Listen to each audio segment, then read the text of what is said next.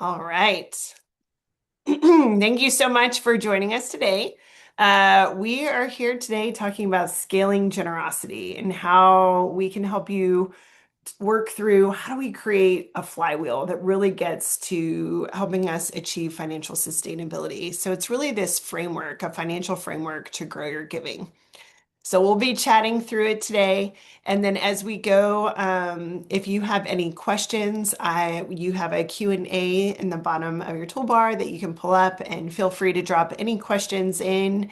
I usually love doing this actually as a workshop where we really engage and have conversations with folks in the room. But it was requested to try it this way. So definitely don't be afraid to engage, drop some Q&A in there. Any thoughts? We'll have several pauses for reflective moments just to help you kind of jot down some ideas and think through things.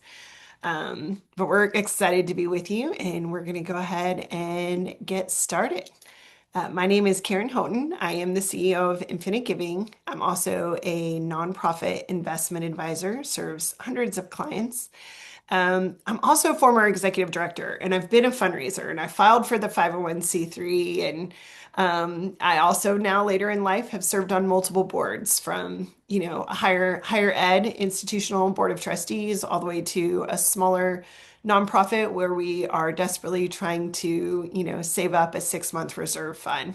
So I think it gives me a pretty unique voice, being able to say, hey, I've been the fundraiser, I've been the board member, and now I'm also on the financial management side. Also written a book called Funding Your Mission. You can find that on Amazon. And this is just a high level kind of overview today of some of the things that we talk about in the book, but our goal is just for it to be an accessible resource for you, to hand to board members or just as a resource on, what is a playbook for nonprofit finance and how it all works. So we hope that's a good resource. And I think Lauren from our team is going to drop that in the chat for you. So today, how do we get this flywheel when we pair heart with financial strategy? So that's the dream, right? And so we're going to cover a lot of different topics in a short amount of time. Again, feel free to ask questions, but we're going to go over capturing non-cash capital, overcoming a scarcity mindset. How do we have active capital stewardship? Like, how are we stewarding the funds that we have? And of course, the biggest dream, institutional sustainability. Is that possible? Is it right? Is it what we want? And ideally, putting all of these together can help create a flywheel that will bring you greater support as you continue to do the good work that you're doing, and have it be a little bit less stressful to have a little bit of a safety net as you work through there. And ultimately, it starts here, the journey of leveling up. How do we move from a scarcity mindset, which is where we all start? This is all relatable to all of us on this call. How do we move from scarcity to strategy and then help that strategy guide us into financial sustainability? Some of us think of financial sustainability as a place of abundance, but I want to kind of talk through what each of these journeys looks like. So the first one, scarcity. Scarcity is survival. This is where we are very reactive. We can't afford to is default language. We have a reluctance to invest in infrastructure or staff. This is often where burnout culture comes into play, where we always expect more with less. And ultimately, scarcity is where we avoid strategic risk because we all have a fear of failure. So congrats, you're human. And being a leader of a nonprofit has a lot of responsibility. But I think this is something that if we stay in scarcity mindset, even though it's where we start, you can't stay there because you just can't grow in that way. And a lot of this, when we think about, well, why is it so hard for nonprofits? Why do we have this expectation that we should be hand to mouth every month? And a lot of it actually goes back to the overhead myth.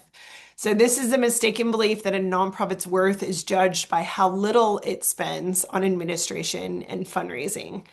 It actually was coined in a 2013 campaign by GuideStar and Charity Navigator to challenge donors to look beyond overhead ratios and focus on outcomes and impact instead. And this was a little bit of a clapback after all of the pushback that Susan G. Komen got from some of their marketing and ad spend, without really looking at all the good that they did and all the funds that they did raise. And yes, it took money to do that. So I think there's a really good TED Talk about this. You guys may have already watched it, right? But it's looking at, all right, Charity Navigator and GuideStar did an entire campaign around this saying, hey, we have to look beyond these ratios, and focus on outcomes and impact. Yet a lot of us as nonprofit leaders are still stuck in this scarcity mindset and overhead. I remember when I was a nonprofit leader, I have a visceral memory of debating if I should buy a stapler because I was like, I don't know that I need to spend money on a stapler. I can just, fold these papers and I've got some clips here. And looking back, I was like, hey, that's not good use of any of my brain space. But it is that element of we really do have care, for how we spend those funds. But ultimately, if we let that be our guiding star, we're not going to be able to be sustainable. Because in reality, underinvesting in our people, our systems, and our infrastructure really limits the impact. So when you think about this and you think about all the different ways we can look at a scarcity mindset, I think it's always a good point to just take a reflection and ask ourselves, businesses are expected to operate with overhead and responsible margin. Why do we expect nonprofits to be different? Right? Nonprofits still have payroll. You still, have rent or you have capital expenses. It takes money to do the work that you do. And so it's a really good thing to say, you know what? Nonprofits, yes, it's different. Yes, it's donor money, it's grant money. There's different responsibilities. Yes, we're tax exempt, but the reality is, we have to operate with some business sense as well. I always say it would be ideal if more businesses could act like nonprofits and more nonprofits could act like businesses, because ultimately it's a tax exempt status. But we still have overhead. And that's where a lot of that overhead myth comes into play. And it's crazy to think it happened so many years ago, and a lot of us are still living in that space. So we're addressing that because we're moving through these, right? But ideally, scarcity, then we want to move into a strategy. And the beauty is that we have more control over this piece of it. So strategy is intentional. This is where strategy helps us create a path to resilience. It empowers you to lead with clarity and confidence. And it builds a culture of generosity that isn't driven by desperation, but by vision, right? So this is a place where, all right, we can start to make change. And if you don't believe me, I've got some data for you, because a lot of us are like, all right, but our donors think that, we have to have money in and money out. And yes, some of those conversations are real. But here's a study that the U.S. Trust Study of High Net Worth Philanthropy found that 69% of major donors say they're more likely to give to nonprofits that demonstrate strong leadership and clear financial strategy. So that's a lot, 69% of major donors. And that clear financial strategy is not found in a scarcity mindset. Another one was that Dr. Russell James, right, down at Texas Tech, a lot of us know him. He does so much great research around philanthropy and giving. He found that perceived financial health significantly increases donor trust in generosity, particularly among high capacity donors. And the last one, the Fundraising Effectiveness Project, they found that donor retention is consistently higher among organizations that show stability, transparency, and a long-term plan. So the data is telling us, oh, wait, this is actually what donors want. Our largest, not all of them, right? But our largest donors and a large portion of them. So then why do we find so much tension in moving along that path? Because this is the flywheel, right? We want to attract donors because we're in a scarcity mindset. We need funds. Yet financial sustainability is what attracts donors, right? Not all of them, everyone will give, but when we're kind of moving up and looking at major donors, This is where a lot of them are like, well, I don't know if I can give to that organization. Can they handle a large gift? And every nonprofit leader is screaming, yes, yes, please, right? But it's the same time, have you shown that you have the infrastructure and the strategy in place to handle those gifts? And a lot of that is about what today is. So, sustainability is the dream, and it's about readiness. So, I always like to tell people it's not about hoarding money, it's not about greed, it's not about excess. Instead, sustainability is about having enough, enough to serve with excellence, enough for your nonprofit to grow without fear, enough to say yes to the opportunities that align with your mission. And this is where then you start to get a little bit of breathing room. You can start being more curious and creative and look at programs, is when you enter into this sustainability piece.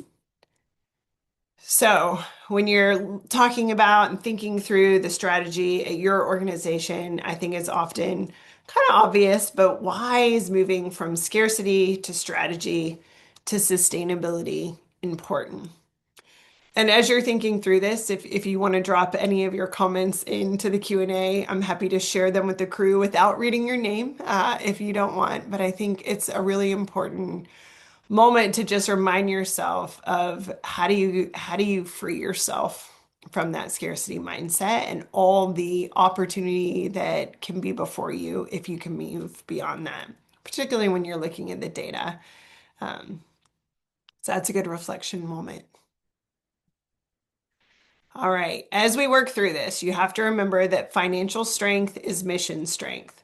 So reserves and investments protect people and programs. It's all about fueling continuity. Again, it's not about hoarding, it's not about excess.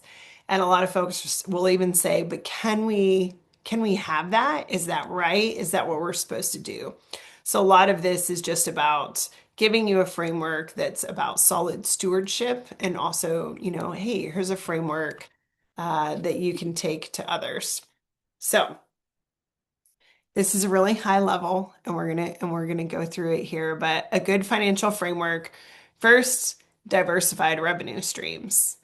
Um, right? We all know that if we're just only on one piece of that, it can be really hard. So if we're just on individual donors, or we're just on grants, or if you're just on government funding, right? A lot of us have felt a lot of those pain points. So, how do we diversify revenue streams? And I'll delve a little bit more into that in the next slide. How do we create new pathways for giving, right? New pathways for giving is, and we'll talk about a lot of this a little bit later too, it's the asset giving. So many nonprofits simply only ask for credit card, debit card gifts, right? Cash is king. That's amazing. But there are so many more tax efficient ways for donors to give that you're probably limiting without realizing it. And of course, our specialty, tiered investment strategy. And we'll consult and can give you some resources to do this at the end of the workshop as well today. But looking at how do you have your operating cash flow, right? High level, how much money should you have in the bank? How much is too much?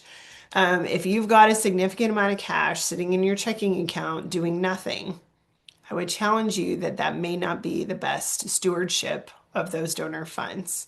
So we usually want to look at your operating cash flow. Generally, there's a lot of right ways to do things. Generally, having about 3 months, 3 to 4 months of your operating cash should be in your checking. Even if you're sitting on additional operating cash, you don't want that sitting in your checking account. Why do you not want it in your checking account? Well, it is actively losing value sitting in a checking account, making zero yields or a fraction of 1%, right?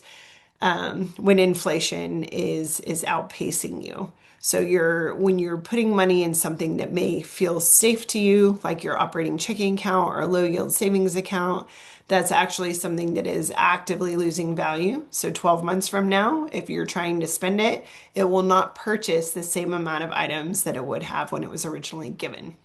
So this is where stewardship gets really important. So you take that, you leave your 3 to 4 months in your operating cash flow. And then from there, we generally encourage creating a short-term, mid-term, and long-term financial strategy. And you may not get to long term for a while, and that's okay, right? But it's just all about knowing where you want to go and what does that sustainability piece really look like. So short term, this is your reserve fund, right? Pre-COVID, you would hear 3 to 6 months of operational reserves was really standard. I know we're all tired of hearing about COVID, but just as a point in reference, post-COVID, you would hear 6 to 12 months of operating reserves was more of a healthy kind of milestone. And I think a lot of that happened because we experienced it for the first time, right? It was like, oh, this is why we have a reserve fund. Um, just like you would for your family, right? Ideally, for you and your family, you have a savings account. And that savings account is for emergencies. What if you were to lose your job or there was an accident or a medical issue? How do you pay your mortgage? How do you keep your lights on? That's what we do for a reserve fund does for a nonprofit. It's a savings and it's liquid, low risk, right? Usually those are going to be in money markets, mutual funds, treasury bills, things like that. But you take it out of your operating cash flow and you put it aside and you say, this is our 6 month reserve fund. Maybe it's 12 months, maybe it's less than 6 months. Again, there's a lot of right ways to do things. But this is where that starts to give you just a little bit of a net and a little bit of breathing room so that if that grant doesn't come through or that big donor that writes you a check every year doesn't happen, what do you do? Right? And then you go to your reserves, you take it, that's what it's for. But once you spend that down, if it's going to be a true reserve fund, emergency fund, then once you spend it, you have to then make a plan to pay it back, right? And then have that account always there. Um, a lot of folks sometimes will say, well, we've got like 2 months. And I'm like, that's amazing. You started, right? And then every year, how do you say, great, we're going to fundraise and we're going to make a fundraising goal to actually give us one more month of operating reserves, right? Or if you're doing a capital campaign or an annual campaign, think about fundraising over and above and then using that for reserves. So there's a lot of different ways that you can build that, but I think having a plan and setting a goal for what kind of monthly expenses you want to have on hand and where you're comfortable with. After you've established that, then you can get into midterm strategies. This is where maintenance funds, capital campaigns, right? You start the campaign. We always usually spend a lot of time thinking about how we're going to fundraise for the funds, but where do they sit as they come in? How can you steward those? If your capital campaign is a 2, 3, or maybe even 5 year capital campaign, what if you were stewarding those in a really conservative way, right? Where you could then actually keep up with inflation and keep your buying power when you're ready to go. And we don't often talk about that piece. We also help a lot of our clients steward grants. So maybe you get a grant and it's a 1 year grant or a 2 year grant. We have one client that we actually have stewarded their grant, and as they kind of bought it down, we were doing it in a tiered strategy so that when they were done and deployed all their funds, they had actually made enough in yield to fund a completely separate project. Still in a low risk way, right? This is just stewardship as a nonprofit. And that was really exciting for them as we work through that framework, that's when long term comes in. So, this is longer term holdings where now you are out of the scarcity mindset and you can start thinking in 5 and 10 year cycles. And this is where endowments and planned giving and legacy gifts and all of that can come into play. So, if you have a dream of an endowment, but you don't have a healthy reserve fund, then we usually say, great, hold on to that dream and that vision, but let's go back and actually start to build a reserve because often the best way to start an endowment is to actually seed it with excess reserve funds. And we'll get into endowments in a deeper way a little bit later. But these things, when you looked at all that data and we look at the framework of scaling generosity and you're like strategy, right? Scarcity to strategy to sustainability. These things are how you start to scale generosity into that sustainability flywheel, because this is what those large donors and grant makers are often looking for. And it's often a area where nonprofits think less about. And it can be a really important moment for you. So if we break these down a little bit, here are some ways you can think about if you're like, all right, well, how do I move beyond donations, right? None of this is rocket science. I'm sure you guys have these already in your mind somewhere, but it's worth listing because it can include earned income, right? So services, ticket sales, training programs, things like that. We have some clients who do membership models that provide recurring revenue. Um, Strategic partnerships, so that's corporations, local businesses, things like that. Investment income. This is something that often we don't include. But again, looking at, say, we put some money in T-bills, and then how much can that make in a year, and then compounded interest, and what does that do? And if we shift money from our bank money market to a federal money market, like doubling, tripling a reserve sometimes between a bank money market rate and a federal money market rate. That's really meaningful. And it's at the same risk profile. It's actually literally moving money from one spot to a similar spot. But you're increasing your yield quite often. So these are ways to think about investment endowments, right? Say you have a $1 million endowment, right? That's very small in the endowment world. A lot of us would love $1 million right now. We could spend it down in a year and have nothing, we're like, we made a great impact. Now what? We're back to a scarcity mindset. But if you can put it into an endowment, that's creating roughly 50K a year in funds that you're not fundraising for every year. So it starts to bump that. Say you have a $10 million endowment. That's $500,000 a year. And only that, but you're investing in a way where it's going to increase what your 5% or 4% disbursement is. And then it starts to naturally keep up with inflation. And ideally, every year, that continues to grow too.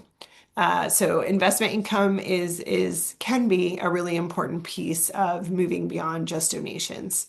Um, and of course, government contracts or grants, so those can provide stability alongside private giving as well.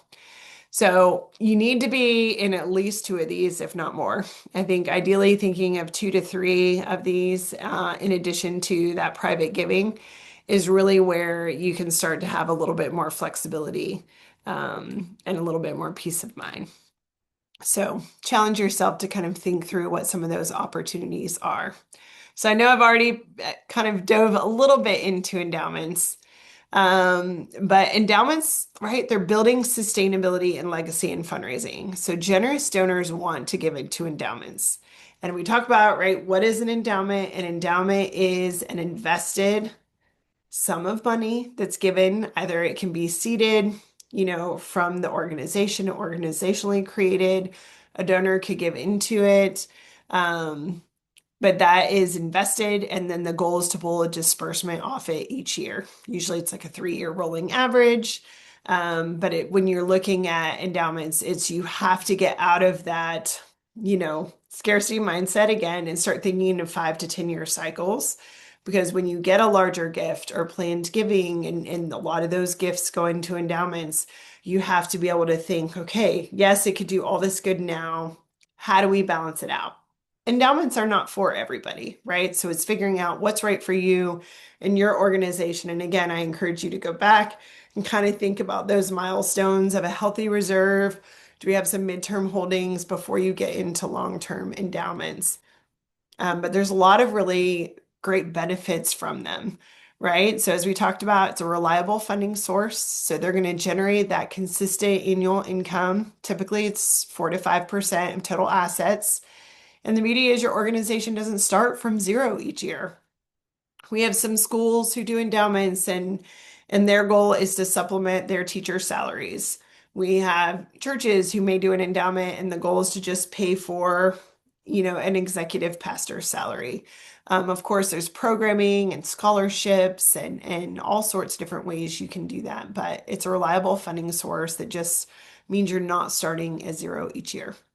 Endowments also attract larger gifts, so it goes into that flywheel again. So having an endowment can signal institutional strength and long-term vision. And that's where particularly high capacity donors are significantly more likely to give when they see financial sustainability. And so again, the flywheel. We have to prove that to get that. And it creates donor legacies. And we're going to get into legacy giving and plain giving, but endowments give donors a chance to often make their most meaningful gift, right? It's the easiest story to tell is a gift that a donor gives one time that will outlive them, right? It honors what they care most about, and it can go past their lifetime, past their children's lifetime, still supporting one of, the causes that's nearest to their heart. So I think that's all really meaningful to have benefits. And again, endowments don't require millions to start. You can start at a lot of different places.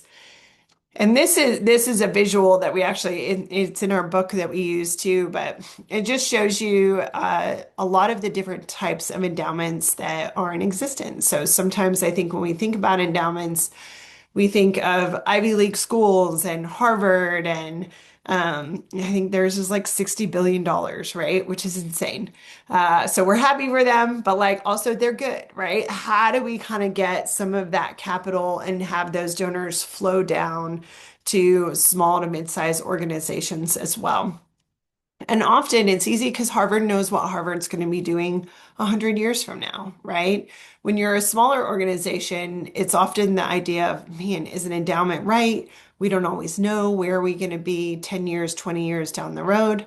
And this is where a lot of quasi unrestricted endowments can take place. So you have micro endowments, which is the idea that an endowment can be any size, right? You could have a $50,000 endowment, $100,000 endowments. Generally, I don't recommend taking an endowment under 50K just because there's a lot of work attached to that. But micro endowments don't have to be billions of dollars to be impactful for your organization. So don't let that deter you. Term endowments are often an endowment where we say, hey, this is a gift, and then the donor wants us to invest it and use the disbursements for 10 years, 20 years, 30 years, and then you can buy down all of the capital after that. Of course, true restricted endowments are what we usually think about for higher ed and hospitals and things like that, where that's going to live forever, ever, just that way. We tend to live in a quasi endowment world, and it's what we encourage for most small to mid-sized organizations, where you can set up, it's an organizationally created endowment, not a donor gifted endowment. So the idea is that the organization can create it, typically seeding it with excess reserve funds. And then you're able to grow. You can fundraise into that, right? And say, hey, we have this quasi endowment. Um, and that can access like planned gifts and different ways of giving.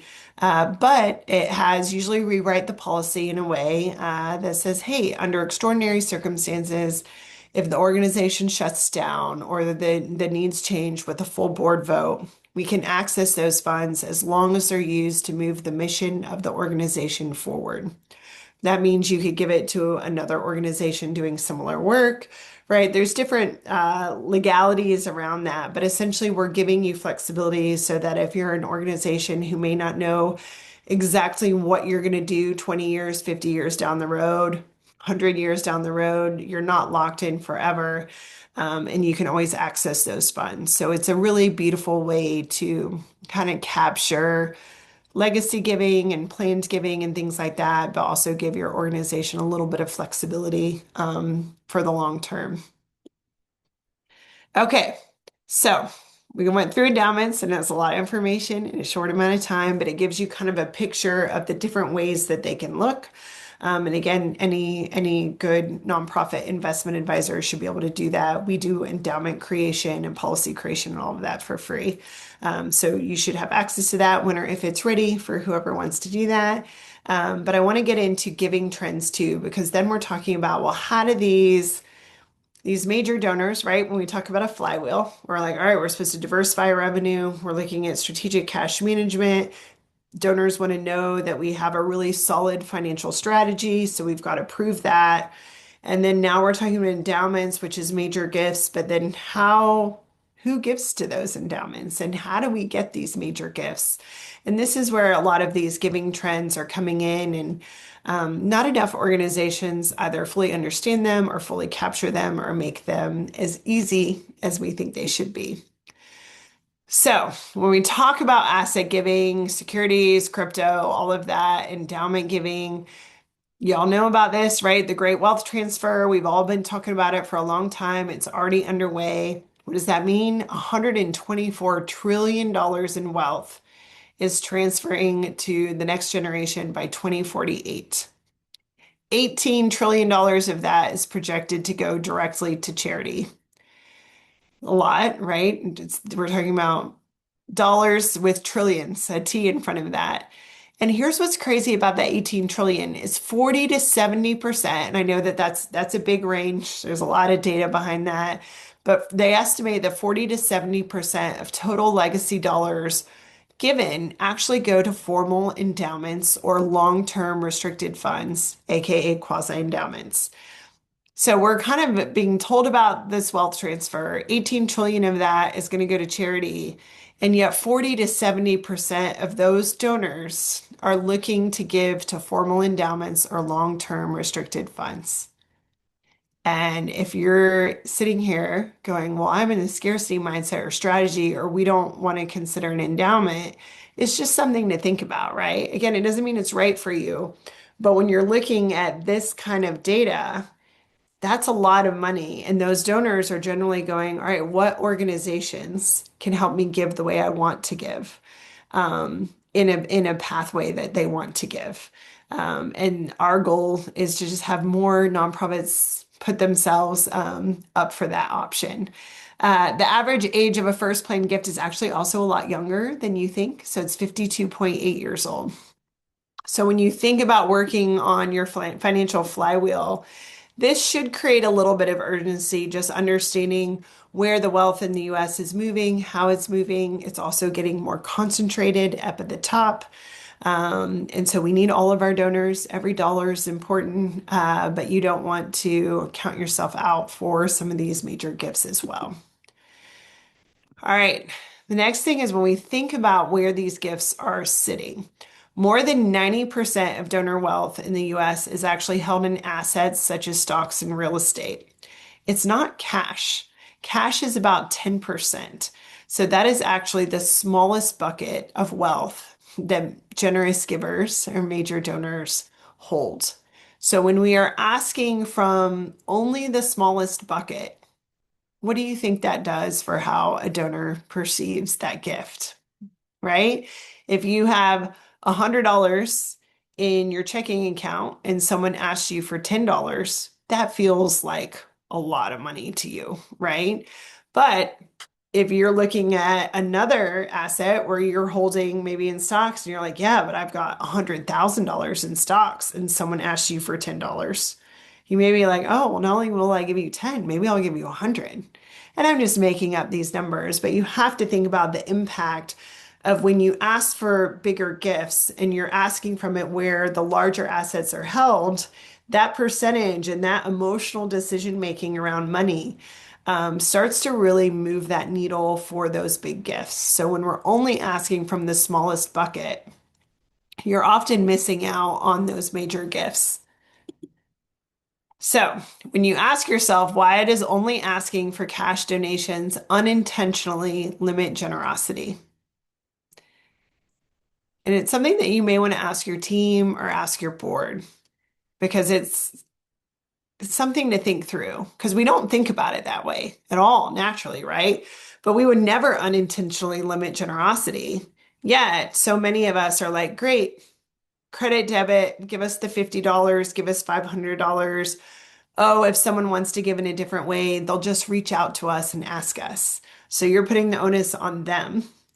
And then as a donor and a major giver, they're saying, oh, well, they can't even do this. They don't have the ability to handle these types of gifts. That means they're probably a small org. They don't have the infrastructure. And then they go and give to a larger org. And then larger organizations stay large, small nonprofits stay small. And that's where it's like it becomes imbalanced. So we need more of us to be able to cross that bridge for these major givers. So it's a question worth thinking through. All right. Average online cash gift. Guess in your head what you think the average online cash gift is of the size. It's actually $128. So the average online cash gift is $128. So it's good. But the gifts of assets are less common, right? But they tend to be much bigger. So if we look at some of the national averages and the numbers, average stock gift is $8,000. The average crypto gift is around 10,000. The average staff grant is around 12,000. And of course, the average endowment gift tends to be 25,000 and often much, much higher. Um, so when we're looking at these numbers, we want every dollar, right? Again, it's not valuing it differently. It's just making sure that we're opening ourselves to all of these opportunities. I think I'd have to do the math again, but roughly you'd have to have, I think, over 60 donors give $128 via credit card on your website to equal a national average of one stock gift of $8,000. So you can cultivate 60 relationships doing $128 on average, right? Or one donor relationship that could average $8,000. And if you think about it, the right answer is you cultivate all of the relationships, of course.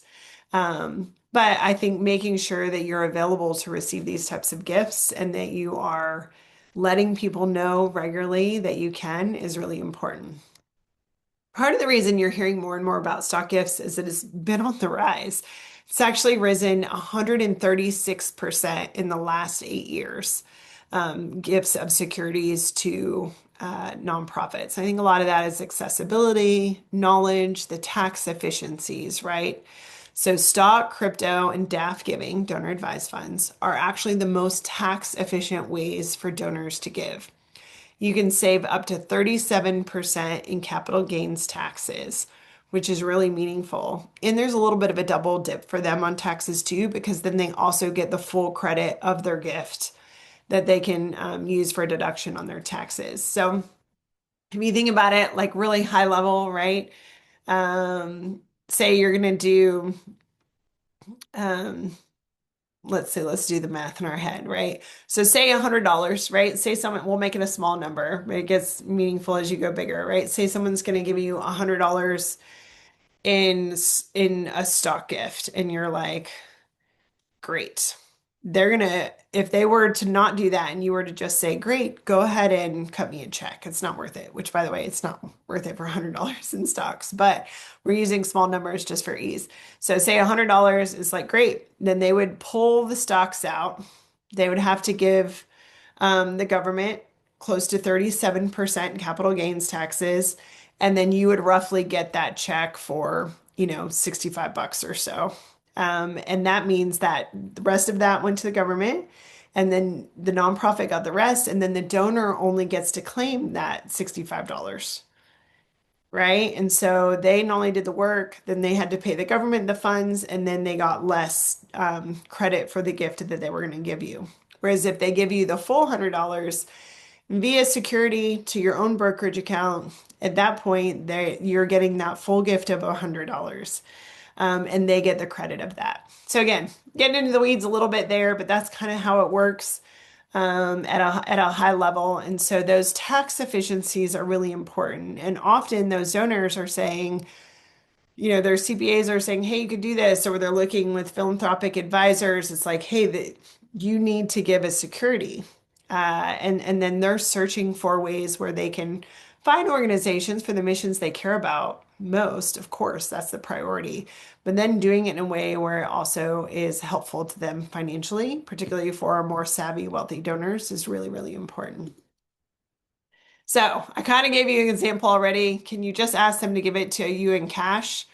You can, but you're defeating the purpose, right, of that gift. So we want our donors to be able to give to our missions in the way that is most important and helpful to them. So it's about the impact that they can have by supporting the work that we're all doing, but it's also about, it's their treasure and they get to choose how they want to be generous. And we just have to be able to give them the best pathways to do that. So don't do this. All right. Another, some good research data from Dr. Russell James. He found that the study of 1 million plus nonprofits tax returns that those who pursued stock gifts in addition to cash increased contributions by 55%. And that was over a 5-year period. So it's not magic overnight, but I think it's really telling that it's pursuing additional types of giving, tax efficient in giving, increased contributions so significantly. And that's again just about opening pathways for donors to trust you can receive these larger gifts and have the infrastructure to do so. Because this is where it gets exciting, right? Imagine doubling your budget in 5 years by making the donation of assets a greater priority for your organization. Again, the flywheel that we're talking about, financial stability, having reserves, having a good strategy in place, and then having asset gifts and how all that starts to feed into one is really meaningful. So let's go to cryptocurrency. All the basic questions. Is it legal? Yes. Is it tax efficient? Yes. Do donors give it? Yes. It's a win for them and you. We often tell clients that Infinite Giving, we're actually the only fiduciary that we know of who will handle cryptocurrency for nonprofits. And so I always say you don't have to like it, you don't have to believe in it, and you don't have to understand it. But it doesn't hurt, right, to have it as another option for giving because the IRS does treat cryptocurrency just like a security. So it has the same tax efficiencies. They can save up to 37% in capital gains taxes, which crypto, as it raises and falls, you can actually claim losses too. So that's a really meaningful way for them to give. It's definitely an outlier, right? It's not super common, but do donors give it? Yes. We actually processed a pretty significant six-figure crypto gift the other day for one of our clients, which was really fun. These are some stats from the Giving Block, but over $2 billion of cryptocurrency has been donated to philanthropy. And stat's a little bit old now, but as of 2024. And I love this one. 100 million people own crypto in the US. That's 40% of the population. So even if you're in an aging population, right, probably a little less likely, but if you have a younger donor group or a more tech savvy donor group, 40% of the population holds it. So it's often just sometimes education around, hey, did you know that this is a really tax efficient way to give? We can do that for you. And then find a partner, right, like us or someone else, and we're liquidating it. We're doing the receipting, the donor support via the crypto wallet, so you don't have to worry about that. So it's just another way of adding that to that.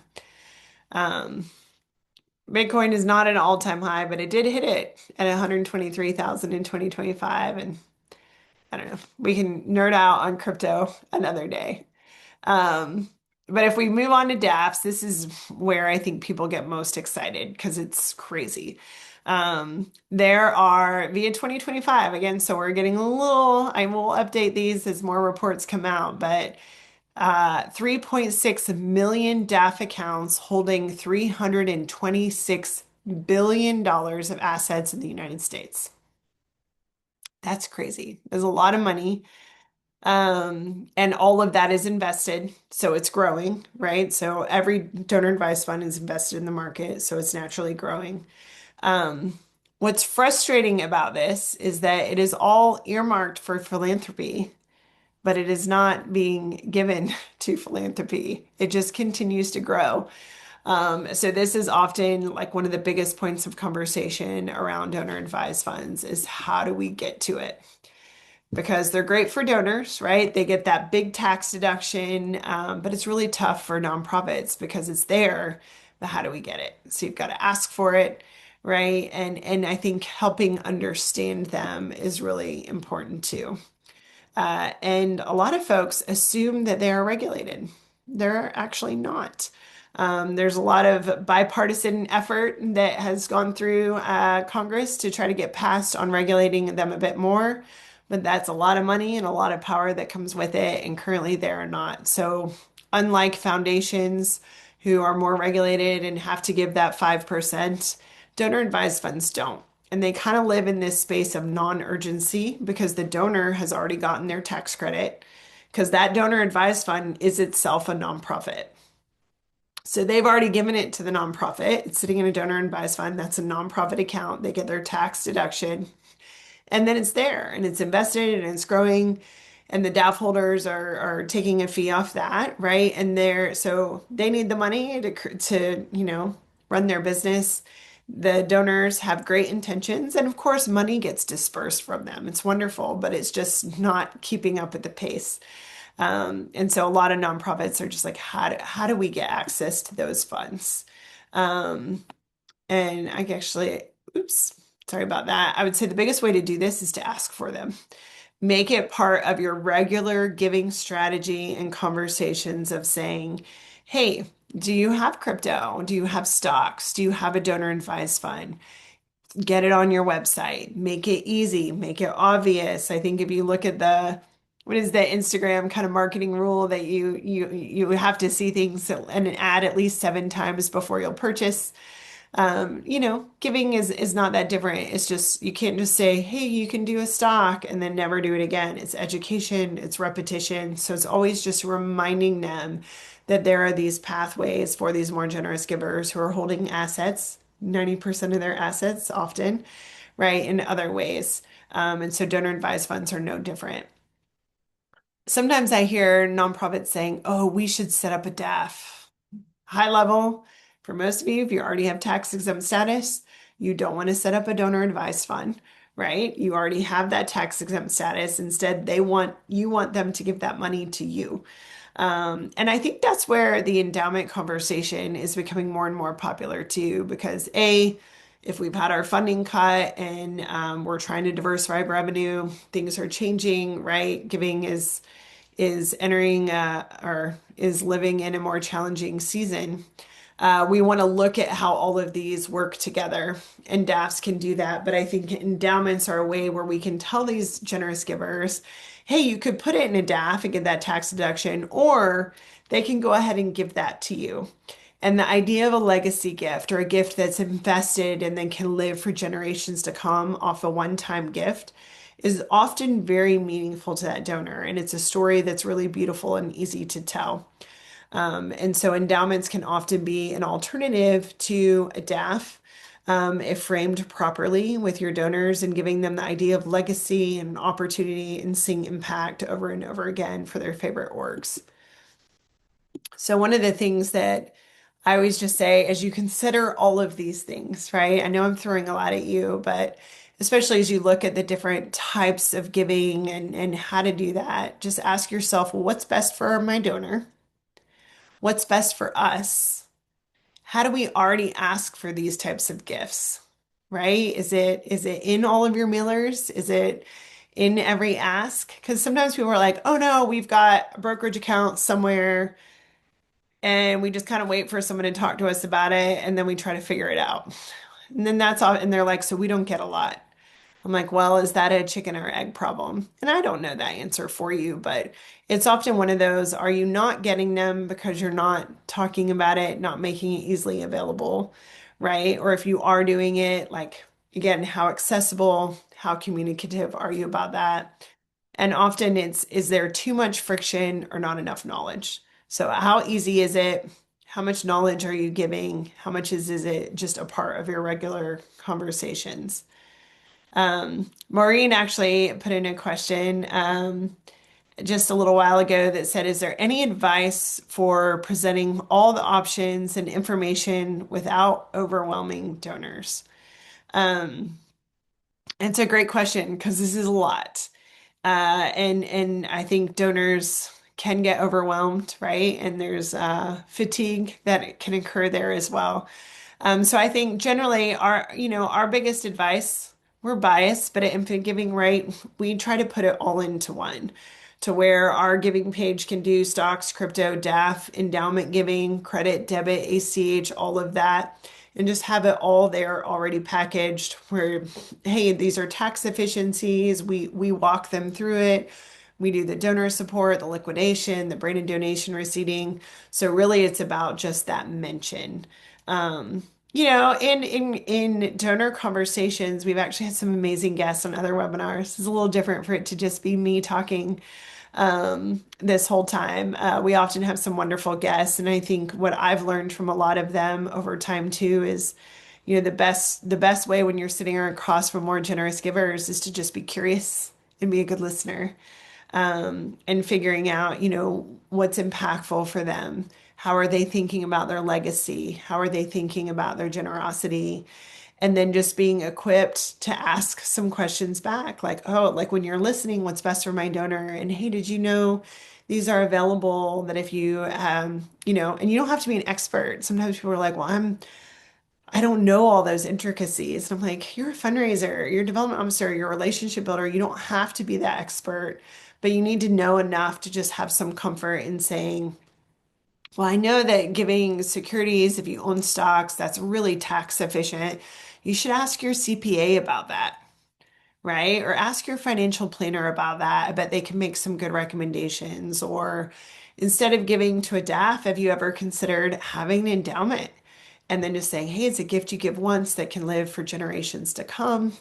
So I think it's just making it as relational. You guys know this, you're experts, but making it relational and while it's all available, maybe on the website and you have have your more ways to give tab where you can explain that yes, you have the infrastructure to do that. And then, when they're ready with the questions, I think you need to have your bullet pointed answers. But a lot of that, even around endowments, it's like, oh, well, money should be deployed instantly. And you're like, yes, but also what happens if, to the people you serve, if COVID happens or war happens or grants fall through and we lose funding, we want to have continuity to our program. So we're not showing up and then pulling out for the people that we are serving. We want them to trust us and know that we're going to be there and there's consistency to the care that we're giving them. And pretty much everyone should be able to get behind that. So we just can't be scared of those conversations. That was a great question, Maureen, and I hope that was helpful.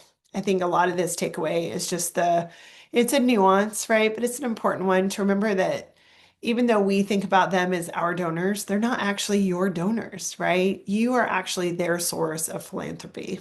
So when we're thinking about if we're putting ourselves of curiosity, right, and listening, and we're in their shoes, it's, they get to choose where their wealth goes and how they want to spend that and the way they want to give that. And our answer is to be fully prepared and have all the infrastructure we need so that we can say, yes, we would love to accept that gift. Yes, we do legacy giving, plain giving, stock giving, and we can meet them where they are. And it's kind of nice too because it relieves a little bit of the pressure, right? It's really us opening up those pathways and opportunities for them to join you in the mission that you're doing. And when we can lead, as we said in the very beginning, from a place of vision than from a place of desperation, it reads really differently, right? And it's people want to be a part of a movement and a vibrant movement and change making and care providing. And when it's, the Hail Marys every month, which is okay, we all do that sometimes, but there is fatigue that comes out of that, and that often can be a part of overwhelming donors. Um, all right, as we come to the end, here's your role as a leader for everything that we talked about today.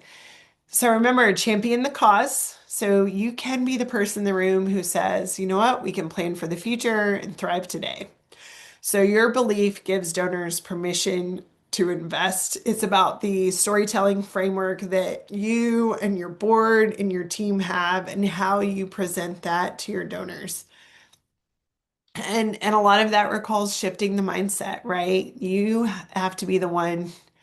Ideally, you get people on board, but like you can't be scared to lead the journey and say we can move from a scarcity mindset, create a strategy of the goal of ultimately some type of financial sustainability so we can move from desperation to vision. And we found that organizations move this way raise more, retain more, and burn out less. And that's the dream, right? As we were just talking about earlier, too, normalize the conversation. So, talking about money builds trust with major donors, right? You can make endowments, reserves, and legacy gifts a regular part of how you talk about your mission. And again, of course, we talk about money. We talk about money all the time. We're fundraisers. This is what we do. But I think being able to take it into a more strategic conversation rather than only program funding, right? It's also talking about sustainability and strategy, thoughtful stewardship, right? No one's in here saying put all your money in Nvidia or Tesla. If you wanted us to do that, we would tell you no. Right? But it is just thoughtful stewardship. Like how can we steward our cash reserves? Have we put them aside? Are we getting a competitive yield? Do we have some midterm or long-term holdings that are allowing us to think in 5 and 10 year cycles as well? And of course, the final one is inviting donors into legacy. So you're not just asking them to give, you're inviting them into something that outlives them, particularly with endowments. So you want them to give from their abundance, not from obligation. And a lot of that again is do you have the confidence and the infrastructure and the repetition to say, hey, yes, we can meet you where you are. We want to be the source of your treasure and your generosity, and here's how it will help us be sustainable and, increase our impact. So hopefully these things are things that you're feeling like, you know what, maybe we can do this. And maybe you're already down that path and we're just giving you some more tools in your toolkit of ways that you can have these conversations. So in our final couple minutes, just want you to take a moment and say, what's one thing you can do to start scaling generosity and start the flywheel or build into the flywheel that you already have that's going to increase that donor confidence. And again, having you lead from a place of vision and consistency. So thank you so much for joining us. We hope that was helpful for you. We are always available if you want to book any time. The Infinite Giving team does free consultations where we can talk through some of this, even if you're just like, hey, I've got some reserves sitting in the bank. What can y'all actually do? What does this look like? We're happy to talk through with that. Again, we're a fiduciary. We exclusively serve nonprofits. Our focus is small to mid-sized nonprofits. So we're here to be helpful to you as you're thinking about reserves, as you're thinking about midterm or, starting an endowment. You don't have to have all your ducks in a row. We'll walk you through the process. So you can scan that, visit us at infinitegiving.com. And of course, if I can answer any questions for you, happy to do so. It's Karen at infinitegiving.com. But thank you for the work you're doing. And if no one has said they appreciate you, I would love to leave that with you today. We appreciate the work you're doing. Thank you for making our communities and society and world a better place. And you always have a soft place to land with us here at Infinite Giving. So we're happy to help. Have a good day, and we'll see you next time.